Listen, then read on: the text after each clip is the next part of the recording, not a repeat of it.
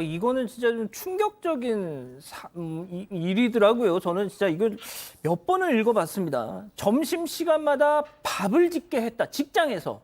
그러면 이 직원, 원래 하는 일이 뭡니까? 창구 수납 담당 직원인데요. 본 업무보다 이제 밥 짓기가 더 신경 쓰이는 일이 됐다고 합니다. 전북 남원의 한 새마을금고에서 여직원에게만 밥을 짓게 하는 등 성차별적인 갑질이 지속됐다는 주장이 제기됐습니다. 피해 여직원은 지난 2020년 8월에 입사한 날부터 업무와 무관한 밥 짓는 법을 인수인계 받았다고 하는데요. 창구에서 업무를 보다가도 오전 11시만 되면 상무나 이사장의 식사 여부를 확인한 뒤에 밥을 지어야 했다는 겁니다. 자, 전북 남원. 춘향이의 고향 아닙니까? 자, 그런데 여기 더 기가 막힌 건요. 이 피해 직원 밥 짓기만 한 게 아니었습니다. 체크포인트 짚어보죠. 직장에서 시집살이를 했다는 게 이게 무슨 얘기죠, 팀장님? 시집살이가 아니고 갑질한 건데요. 새마을 금고는 그 예금 업무를 담당해야 되는데도 불구하고 난 이해가 안 가는 건 새마을 금고가 아니고 새마을 식당처럼 가사 도우미를 시킨 거예요. 무슨 얘기냐면은 그 여직원한테 그 반찬, 그러니까 반찬을 주문시키지 하는 것도 그렇고 밥을 또 만들게 하는 것도 그렇고 또 그리고 빨래까지 시켰다고 하는데 더 웃기는 거는 그 남자 여자 화장실 있지 않습니까? 예. 화장실에 그 손을 닦기 위해서 아마 수건을 비치했던 것 같아요. 근데 그 수건도 수거해가지고 집에서 빨아와라.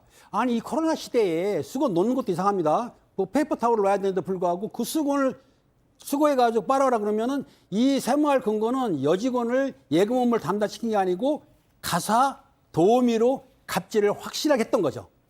자, 보통 이 정도면 말입니다, 변호사님. 네. 아, 지금 뭐 하는 거야, 이거? 이런 거 하지 마라고 해야 되잖아요. 옆에서 좀 말리든가 해야 되는데 그런 직원들은 없었던 것 같아요. 이 피해 여직원입니다. 이 직원이 아니 수건 빨래를 굳이 이걸 뭐 내가 유일하게 해야 되냐?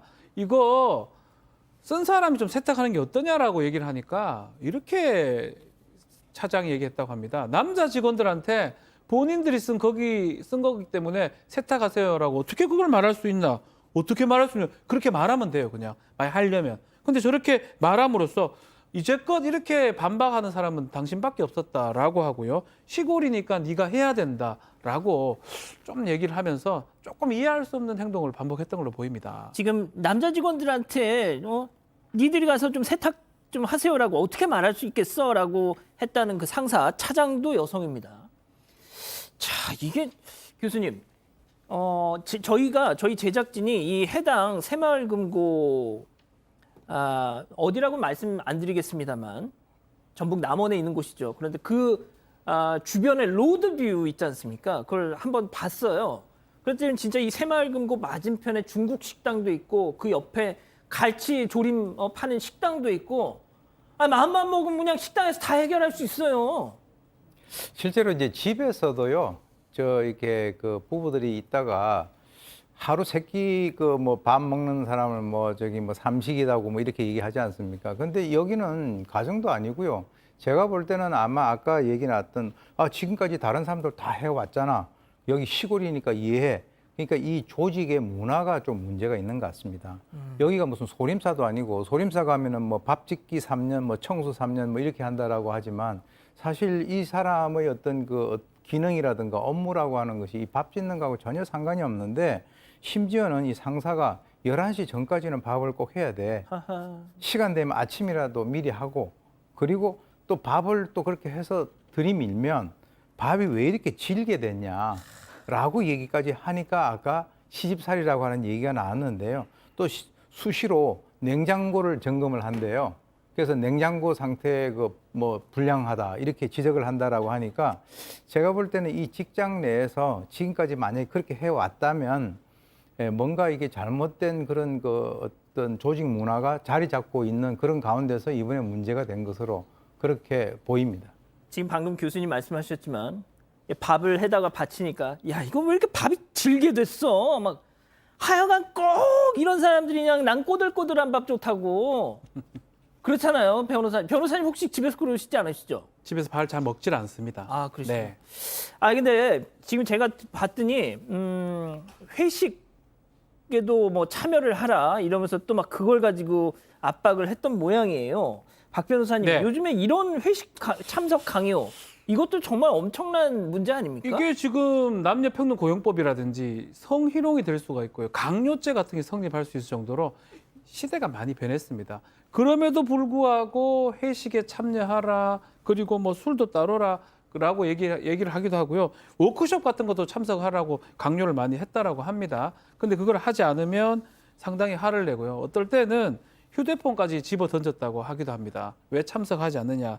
왜 회식에 너는 참석하지 못하냐 하면서 그럴 거면 회사 그만둬라 라고 얘기까지 하면서 상당히 압박을 줬고요. 뭐 그러다 보니까 이 극심한 스트레스를 받은 이 직원 같은 경우는 이 스트레스 때문에 응급실에 갔던 적도 있다고 합니다.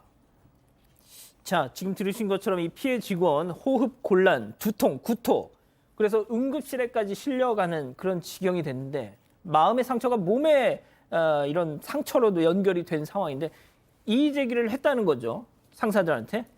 자, 그런데 과연 어떤, 뭐 짐작은 됩니다만 어떤 답변이 왔습니까?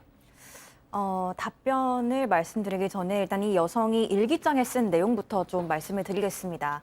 두통 때문에 숨을 쉬기 힘든 건 처음이다. 그리고 월요일도 아닌데 벌써 걱정이다. 이사장도 직장 내 괴롭힘을 시전한다라고 적었을 만큼 직장 관련 스트레스가 굉장히 심했던 것으로 보입니다. 결국 여성은 2년을 참다가 직장갑질 119에 도움을 요청했고 국민신문고에도 진정을 넣었고요. 고용노동부 전주지청에 직장 내 괴롭힘을 또 신고했다고 합니다.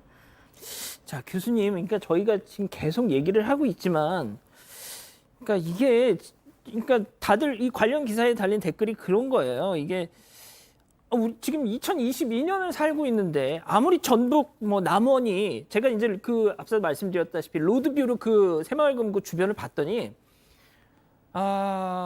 뭐 시골이긴 합니다. 시골이긴 합니다만 그게 무슨 상관이에요? 예? 거기는 맛집도 좀 가서 이렇게 좀 팔아주고 해야죠. 그런데 이제 사실 이 여성이 이제 문제를 제기한 것에 대해서 지금 이제 뭐 보도가 되고 하니까 그쪽에 그 남원에 있는 그쪽 사무실에 이제 난리가 났겠죠. 그러면서 저는 걱정되는 게 뭐냐면 아니 그 여자가 별나다 이렇게 얘기를 할까봐.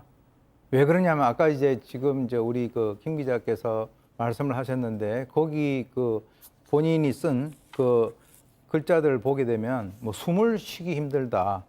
그리고 이제 쿵쾅쿵쾅 가슴이 떨린다. 심장이 떨려오고 먹은 게 없는데도 위액만 나온다. 이걸 보면요.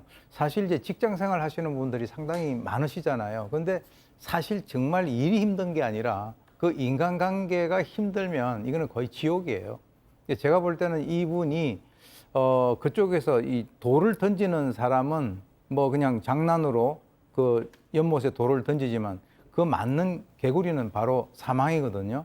그러니까 지난번까지 계속 그 밥을 해왔는데 밥도 잘 하지도 못하면서 질게 하면서 뭘 그렇게 말이 많냐라고 해서 한 2년 정도 이렇게 했다면 제가 볼 때는 이분은 심리적인 좀 치료가 좀 필요하지 않은가. 예. 그냥 놔두면은 안 될 것 같습니다. 자, 이런 조직에서 항상 나오는 것이 그냥 단순히 그냥 어떤 문화 차원을 넘어서 어떤 규범 같은, 자기들만의 규범 같은 게 있을 가능성이 좀 높은데 역시 있었죠. 네, 이 업무 지침서도 아니고 상사에 대한 예절 지침서라는 거를 나눠줬다고 하는데요. 이 책자에는 상사가 부르면 즉시 일어서고 상사가 화를 내도 성장의 영양소로 삼고 잘잘못을 떠나서 순종하는 자세를 갖지 않은 구절이 있습니다. 상사가 지시할 때는 반문하는 걸 삼가고 놀란 표정을 짓거나 말없이 바라보는 것도 삼가라는 말도 있습니다. 이야. 이사장은 이런 책자에 대해서 직접 맞는 게 아니라 다른 곳에서 본 내용을 복사했을 뿐이라고 해명했는데요. 그러면서 잘못이 있다면 자료를 쓴 사람에게 있는 거지 복사한 사람에게는 없다면서 교육 차원에서 줬을 뿐이라는 비겁한 변명을 했습니다. 팀장님, 이거 완전 군대예요, 군대. 군대보다 더 하죠. 군대 무시하지 마십시오. 죄송합니다. 예. 예. 팀장님. 예. 아니 이게 본인들도 할 말은 있었겠죠. 뭐라고 뭐 말이 되든 안 되든. 그 관계자들이 이제 변명을 하고 있는데요. 이 피해 직원은 지난 6월 달에 발령돼서 왔는데 여직원이 혼자기 때문에 점심마다 밥을 했다는 얘기예요. 그런데 그걸 문제를 삼았더니 뭐라고 했냐면은 다른 여성 직원들도 했다. 그리고 상사들도 밥도 짓고 이렇게 했는데 왜 문제가 되냐 그게. 그리고 본인한테 잘해줬는데 왜 그러는 식으로 오히려 적반하장으로 얘기하면서 뭐가 문제냐 이런 식으로 했다는 거예요. 그러니까 방금 아까 예. 교수님이 예. 그 직원만 유별나게 뭐 이런 얘기를 했을 거다라고 했는데 아니나 다르나 아니나 그렇죠. 다르게 저렇게 하네. 그러니까 이 성차별을 좀 하는 발언을 했는데요. 그리고 이제 문제는 뭐냐면 오히려 피해자가 업무가 좀 이상하다든지 그리고 또 사회성이 부족하다 문제가 있다고 말했다는 거는 이 생활근고 관계자나 이사님들이 성차별 발언도 했을 뿐더러 그 직원을 아끼는 마음이 전혀 없기 때문에 이런 문제가 제기된 거죠. 아무튼 이런 사항에 대해서는 철저히 조사를 해서 응분의 대가를 치러야 된다고 생각합니다. 자, 이 사람들이 또 무슨 얘기를 했냐면요. 박 변호사님. 네. 뭐 시골이니까 이해하세요. 그랬다는 거예요. 기자들한테. 시골 도시가 뭔 상관이 있겠습니까? 그러니까요. 조사해야 됩니다, 이거. 그럴 때면 다 이해를 합니다. 그럼 다 이해를 하는 거죠. 말도 안 되는 얘기고요. 군대도 이렇게 하진 않고 있고요. 그런 지침서가 세상에 어디 있습니까? 당신이나 지키십시오. 예. 라고 제가 대신 말씀을 드리고요. 이 부분 새마을금고 중앙회에서 당연히 조사를 합니다.